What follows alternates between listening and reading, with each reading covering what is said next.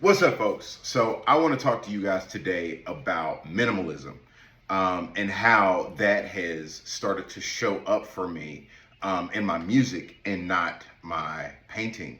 Although I've tried so many different times to really bring my works into minimalism through painting.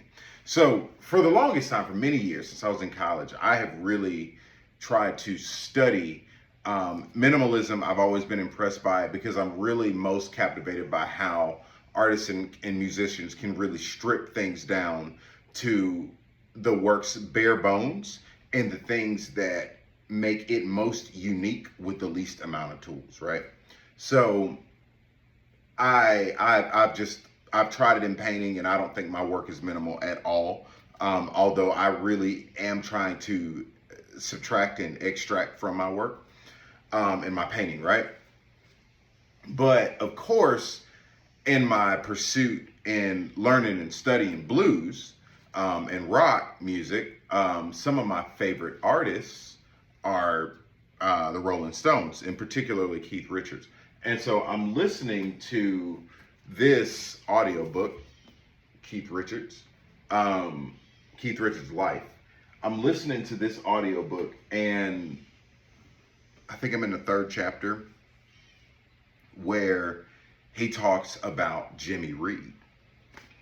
So I went back and he was talking about how Jimmy Reed really was his own solo act in a lot of ways. Like, it was him and his guitar, and there was this repetitious, very hypnotic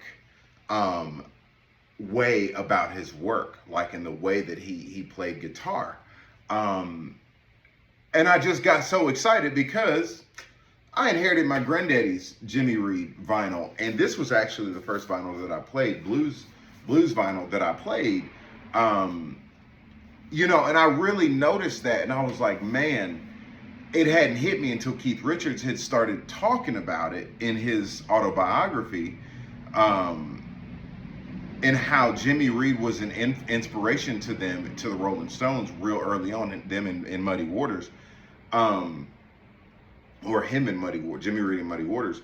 But he specifically mentioned how Jimmy Reed really didn't do a lot to change a lot of his notes and things like that. He had two speeds, right? It was, and the most, either, I'm outside. This is why I don't have my studio garage open. So anyway, while he was playing, he really didn't change up a lot, but he did switch his fifth note to a seventh.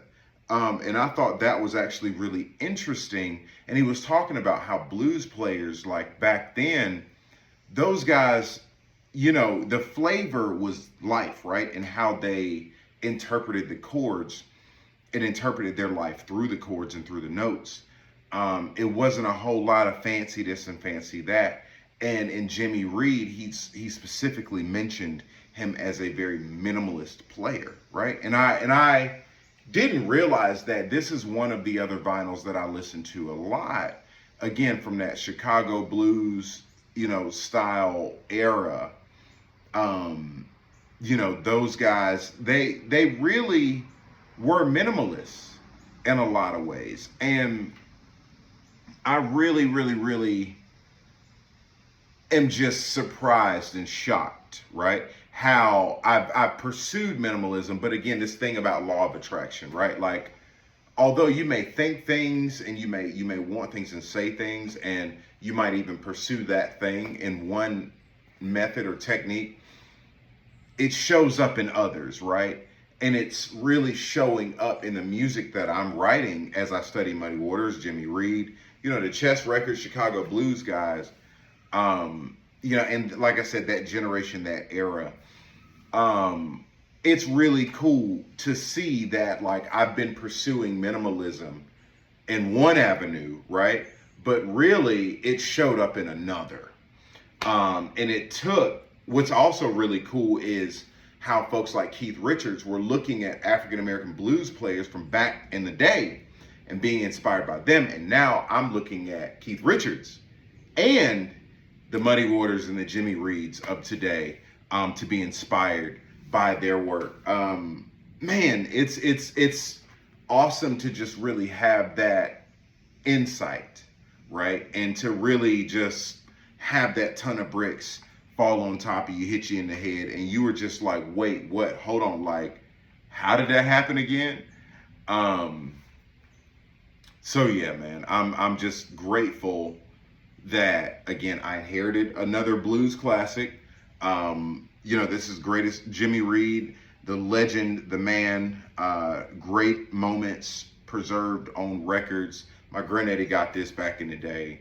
And it's awesome to be able to use this to key into. And what I've also started to do is really, when we talk about minimalism, even really appreciate, and I talk about this all the time, but this guitar, this Martin guitar right here, 14-inch scale length, it's a Dreadnought Jr, solid body.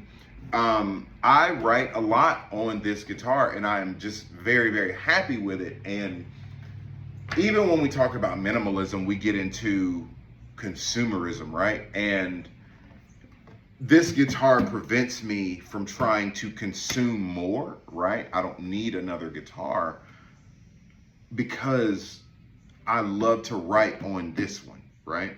And I'm really infatuated with the songwriting process, and this is my songwriting guitar here. And so I think even minimalism is an act of gratitude, right? And being grateful for the things that you have. As I think about the economy nowadays, man, I wrote a song called Tears Hit My Pocket, and it's going to be hard to get those aspirational things that we want, right? To consume. And it's not being complacent, but like really looking into the things, the instruments that we have, and really being grateful for what they are, right? And having them, although we aspire for more, and like really getting the most out of the thing that inspires us the most. So like even in minimalism, having that, and these blues guys, they didn't have a lot of guitars, right? They had those one or two that really struck them, and really produced with. So it's funny how minimalism, right, like shows up in the artists that I'm inspired by, the vinyls that I collect, the instruments that I use to write and make songs, and how I've really pursued that. And although I was blind to it, I really wasn't getting in one area, it's showing up in another. So that's my spiel, man. I really appreciate y'all tuning in. Thank you guys for just rocking in there with me with in my creative process. And thank y'all for liking the songs. Please like, rate, review, subscribe, and just join me on my musical and my academic journey, but my artistic journey. Welcome to my studio. Like I said, I got the garage open. It's a hot Georgia summer day, so it's flies and stuff all around and this and that. But anyway, thank you so much. And we're going to catch y'all on the flip.